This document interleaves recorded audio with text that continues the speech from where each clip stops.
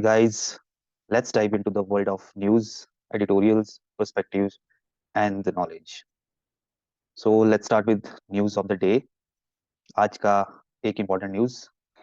Central Potato Research Institute Kufri has approved three new variety of potatoes.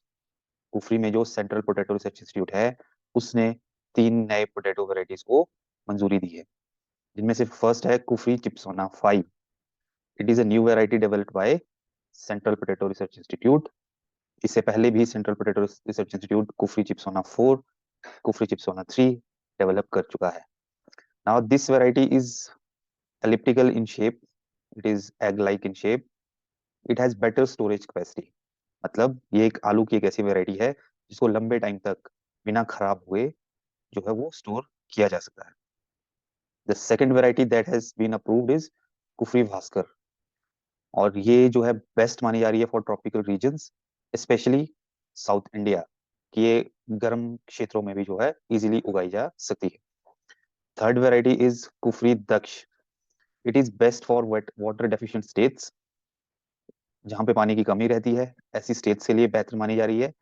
And it is best among the potatoes for chips manufacturing, and it can be easily grown in kitchen garden and in pots as well. Now हम जानते हैं कि जो potato है ये एक 12 महीने through the year होने वाली फसल है. UP, West Bengal, Bihar, Madhya Pradesh, Punjab and Himachal are leading states in potato production. UP, Uttar Pradesh अकेला जो है 32% कंट्रीब्यूट करता है पोटैटो प्रोडक्शन में. So this was the news article of the day. So the task for you is to find out the other kind of potato varieties that has been developed by Central Potato Research Institute, Kufri. Let's see the first editorial comment of the day, और ये हमने लिया है millennium post से, and it is titled question against vulnerabilities. Government ने parliament से जो है अप्रूवल मांगा है for an additional expenditure of 2,14,580 crore to fund its subsidy bill, which is very high because जो सब्सिडीज एक्सपेंडिचर है वो पेंडेमिक के शुरू होने के टाइम से काफी ज्यादा जो है बड़ा है.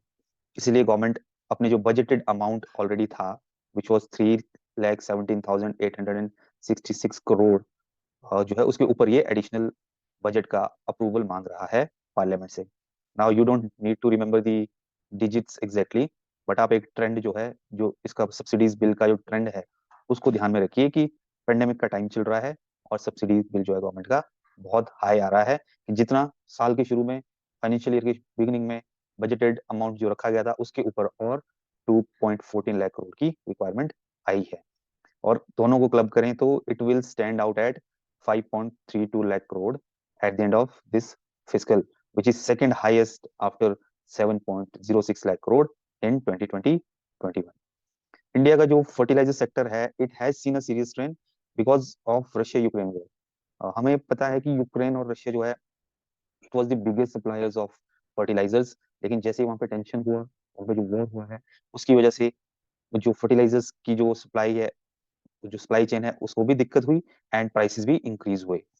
और ये जो रीजन्स थे रशिया, यूक्रेन और European region, these were not just supplier of the fertilisers. जो फर्टिलाइजर्स का एक जो large chunk of raw material है वो भी यहीं से इंपोर्ट किया जाता था.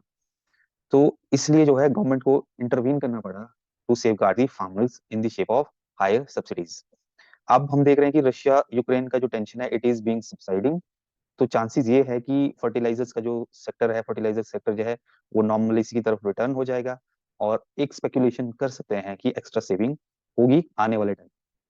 तो टोटल हमारा जो 5.32 लाख करोड़ सब्सिडी बिल, इसका अकेला जो फर्टिलाइजर्स है वो 2.14 लाख करोड़ के अराउंड पड़ता है, और जो अनदर पार्ट है 2.85 लाख करोड़ वो फूड सेक्टर का जो सब्सिडी बिल है उस पे आता है.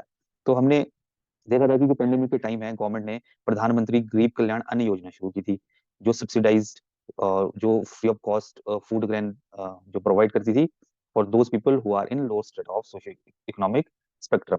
और उसको इस साल दिसंबर तक के लिए एक्सटेंड किया गया था प्रधानमंत्री गरीब कल्याण अन्न योजना को. तो इसकी जैसे कि अब हम देख रहे हैं कि पेंडेमिक का इफेक्ट थोड़ा रिसीड हो रहा है, तो चांसेस ये बन रहे हैं कि आने वाले टाइम में स्पेकुलेशन किया जा सकता है कि गवर्नमेंट डिसकंटिन्यू करेगा प्रधानमंत्री गरीब कल्याण अन्न योजना को। और जो पेट्रोलियम सब्सिडी है, it amounts to 30,756 crore in current physical. और इसमें बहुत हम इंडिया के लिए कमेंडेबल ये रहा है कि जो रशिया यूक्रेन वॉर के दौरान भी we were able to fetch the supply of crude oil through our efficient diplomatic approach। तो गवर्नमेंट का जो डिसीजन है to increase the budget outlay for subsidies, it might be aimed at creating a safety valve, but according to this editorial post, it is not an urgency। So ये इस पे भी ध्यान देने वाली बात है कि आने वाले टाइम में देखते हैं कि गवर्नमेंट कैसे अपना सब्सिडी बिल को जो है वो कंटेन करती है। अदरवाइज फिस्कल डेफिसिट के जो बढ़ने की संभावना बनी रहेगी। Now it is also a task for you to read out about fiscal deficit. So let's see the next topic. अगला हमारा है टाइम्स ऑफ इंडिया से। ये भी एक एडिटोरियल कमेंट है। It is titled as Galwan not Tawang. तो अभी क्या हुआ कि 9 दिसंबर को अरुणाचल अरुणाचल प्रदेश के तवांग सेक्टर के यांगसे में जो है एक क्लैश हुआ है Indian military forces and Chinese military forces के बीच में। एंड ऐसा इस इवेंट से जो है ये it is seen as exact replica of the clashes that happened in Galwan in June 2020। 300 to 400 Chinese soldiers tried to unilaterally change the status quo of LAC, line of actual control। Chinese troops ने जो है अपनी तरफ से ही वो LAC के जो line of actual control है उसके अंदर घुसने की कोशिश कर रहे थे, उसको आगे एक्सटेंड करने की कोशिश कर रहे थे, but they were resisted by our brave Indian troops. तो ये जो लेटेस्ट स्कर्मिश है, इट अगेन शोज कि चाइना जो है अपना इंडियन टेरिटरी के ऊपर इस्लामी स्लाइसिंग को नहीं छोड़ने वाला है, नहीं रुकने वाला है। Now here are two English words जिसका मीनिंग आपको इस पीपीटी में भी नजर आ रहा है। skirmish is a short fight between groups of people and salami slicing means किसी बड़े जो एक सेगमेंट को छोटे छोटे पार्ट्स में जो है वो ब्रेक करना। ठीक है, तो China will not is not going to leave its intention and its action of taking Indian territories along the LAC. जो गालवान का क्लैशेस हुआ था वो कोविड पेंडेमिक के हाइट पे, मतलब कोविड पेंडेमिक अपने हाइट पे था उस दौरान। एंड शी जिनपिंग के एडमिनिस्ट्रेशन की ज्यादा फोर्सेस जो है वो नोवेल कोरोना वायरस को जो है वो डील करने में लगी थी। इवन देन जो है उन्होंने गालवान पे इस तरह की जो एक्टिविटी की थी। नाउ चाइना जब जो है अपनी जीरो कोविड पॉलिसी को ड्रॉ डाउन कर रहा है, तो there is a chances of serious skirmishes, और उन्होंने ये ऐसा कर भी दिया है। तो ये क्लियरली शो करता है कि शी एडमिनिस्ट्रेशन जो है openly owing up the PLA's transmission along the line of actual control for political and strategic purposes। तो ये जो क्लैश है ये this just happened just after the days of Indian and United states joint military exercise along the LAC. Now see here, India और US के बीच का जो एक जॉइंट मिलिट्री एक्सरसाइज हुआ है रिसेंटली, तो आप लोग कमेंट्स में बताइए कि उस एक्सरसाइज को क्या कहते हैं, क्या नाम है उस एक्सरसाइज का, और ये कहाँ पे 2022 में हुआ है या हो रहा है। अब so let's move on. China only understand strength. China सिर्फ स्ट्रेंथ की भाषा को समझता है, इसलिए न्यू दिल्ली को चाहिए कि वो अपने इंफ्रास्ट्रक्चर को अलोंग द इंटायर एलएसी जो है वो स्ट्रॉन्ग करे, सुदृढ़ करे, और और जो है एक इक्वली जो है चाइनीज को जो है वो टक्कर देने की वहां पे कोशिश करे। तो closing the border infrastructure gap, Indian side of LOC and Chinese side of LOC में इंफ्रास्ट्रक्चर गैप इंडियन जो आर्मी के मिलिट्री के पर्पज से है, there is huge gap in it. China ने अपना जो है बहुत तगड़ा वहाँ पे इंफ्रास्ट्रक्चर डेवलप कर रखा है, तो उसको क्लोज करना परमानेंटली, उसको उस गैप को जो है रिड्यूस करना जो है इंडिया के लिए अपने टेरिटोरियल सॉवरेनिटी को मेंटेन करने के लिए अत्यंत आवश्यक हो जाता है। और जो अगला हमारा टॉपिक है ये हमने लिया हुआ है द इकोनॉमिक टाइम्स से, और it is about our experiment with e rupee will yield demand side learning. जैसे कि हम जानते हैं कि रिजर्व बैंक ऑफ इंडिया ने recently central bank digital currency, जिसको हम ई रूपी कहते हैं, उसको जो है वो अपने जो है एक्सपेरिमेंटल फेज पे शुरू किया है। तो this article gives us insight about this digital currency. तो ये स्टार्ट होता है कि मनी जो है सेंट्रल बैंक जो इशू करता है money, it has changed over the modern history. जैसे शुरू में मेटल कॉइन्स थे, प्रेशियस मेटल्स के कॉइन बनते थे, that was used as money. उसके बाद पेपर मनी आई। वो जो है, जो पेपर मनी आई थी, इसकी वैल्यू होती थी, that was backed by the value of gold. Some form of gold से जो है वो पेपर मनी अपना वैल्यू ड्राइव करता था। और फिर आया फिएट मनी, जिसको हम जो अभी करंटली जो है वो पेपर मनी जो है चलन में है, बट इट इज जो backed by the world of sovereign government. जैसे हम देखते हैं कि हमारे इंडियन रुपी के नोट्स के ऊपर आरबीआई गवर्नर जो है, उन्होंने लिखा होता है कि मैं धारक को जो इतने रुपए जो है अदा करने का वचन देता हूँ। तो वो जो है सॉवरेन गवर्नमेंट का जो वर्ड है, उससे बैक होती है वो फिएट मनी। लेकिन अब रिसेंटली हम देख रहे हैं कि एक फोर्थ बिग ट्रांसफॉर्मेशन हो रहा है मनी में, which is in the form of digital money. तो आरबीआई ने भी डिजिटल मनी को जो है एक डिजिटल रुपी को एक्सपेरिमेंटल बेसिस पे लॉन्च किया है, और इसने इसको टू वेरिएंट्स में लॉन्च किया है।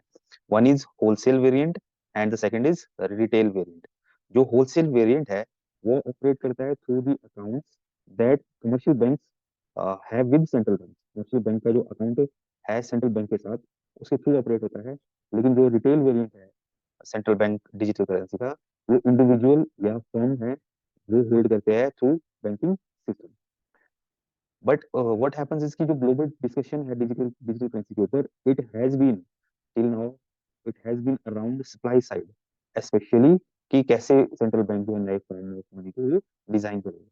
लेकिन इसके डिमांड साइड पे कम अटेंशन दिया गया है।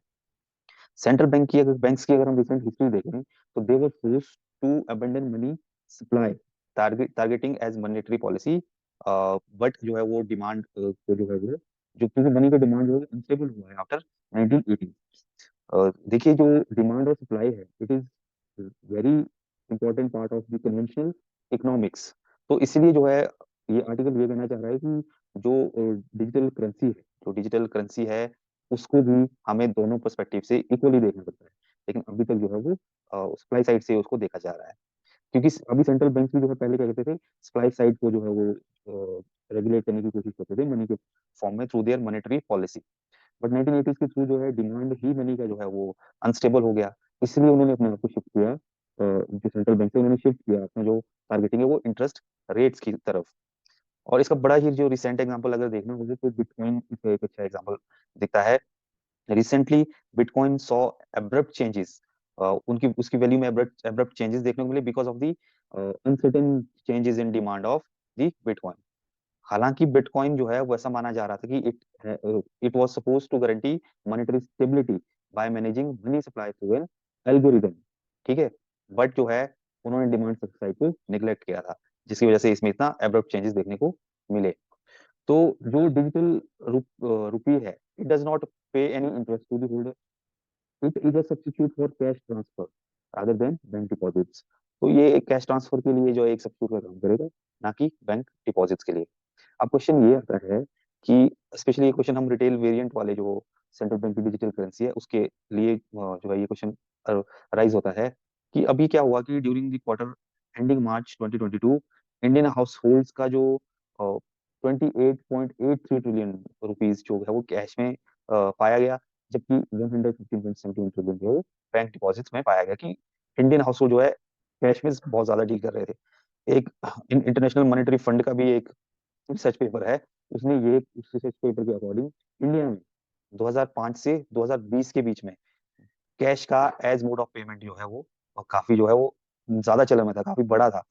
बट पिछले 2 4 3 सालों में जो है पेमेंट्स के जो इजियर ऑप्शन है, जो इंस्टेंट पेमेंट के ऑप्शन है, चाहे वो नेफ्ट हो आईएमपीएस हो, वो भी जो है वो राइज हुए है। उसमें भी जो है बढ़ावा देखने को मिला है। चेक्स और डिमांड ड्राफ्ट्स में बहुत कमी आई है। तो इसलिए इंडियन गवर्नमेंट जो है वो बहुत कीन है, बहुत इंटरेस्टेड है to reduce the use of cash in economy. तो इसमें देखने वाली बात ये होगी कि जो अभी सेंट्रल बैंक ने डिजिटल रुपी लॉन्च किया है, क्या वो इसमें इस टारगेट में इंडियन गवर्नमेंट को या गवर्नमेंट को हेल्प करता है या नहीं। जो डिजाइन है Indian central bank digital currency का, वो फोकस करता है मनी को as medium of exchange, rather कि वो कोई स्टोर ऑफ वैल्यू हो। तो ये फिलहाल जो है मीडियम ऑफ एक्सचेंज की तरफ काम कर रहा है, जो ऑलरेडी जो करेंसी है उसके उसके एक्सचेंज के लिए। Central bank digital currency has to compete with UPI ecosystem. जो अभी हम देख रहे हैं कि यूपीआई का बहुत चलन बढ़ा हुआ है। तो यदि जो है सीबीडीटी सस्टेन करना है, उसको इस इकोसिस्टम के साथ जो है वो कम्पीट करना पड़ेगा। And it will be worth seeing in the upcoming time कि ये जो किस तरह से ये वर्कआउट होता है। So keep reading, keep increasing your scope of reading, and keep thinking, and keep